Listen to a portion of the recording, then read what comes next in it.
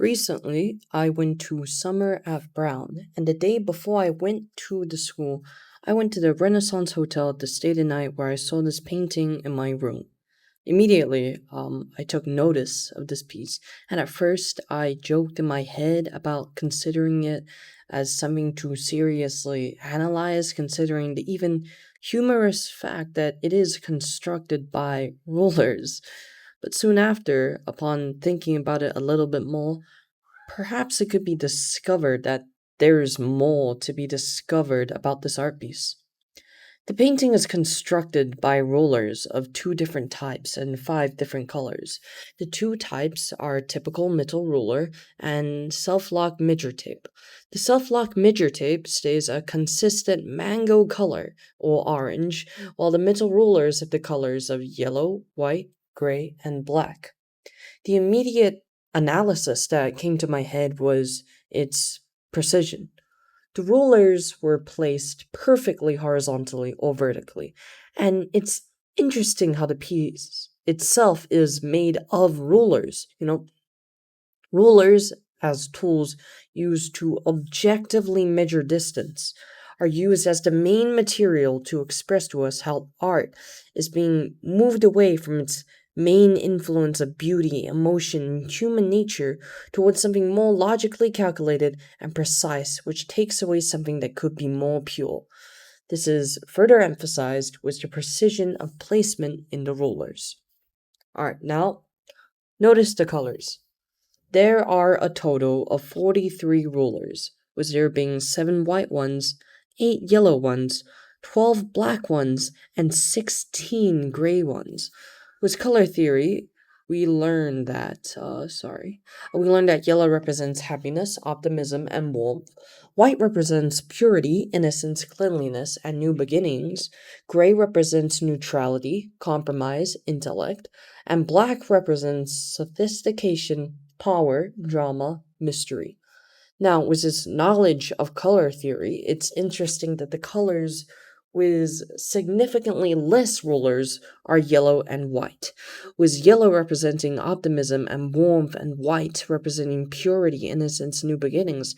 The artist cloaks more meaning into the piece by reframing the initial message at the first glance of art purely being taken over coldly by logic, by alluding to us that it is not necessarily a problem that artists carefully piece together every part of their creation, as of course it is incredibly necessary in some parts. And to awfully say that art is just a splatter of paint or something powered by sheer emotion would be entirely incorrect. This new message is targeted more towards corporate greed, with the gray that represents neutrality.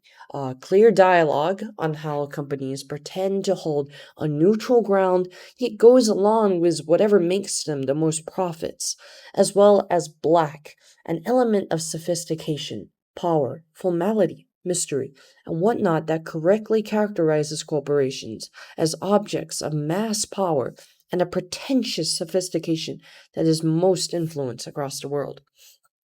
There are also the orange measuring tapes.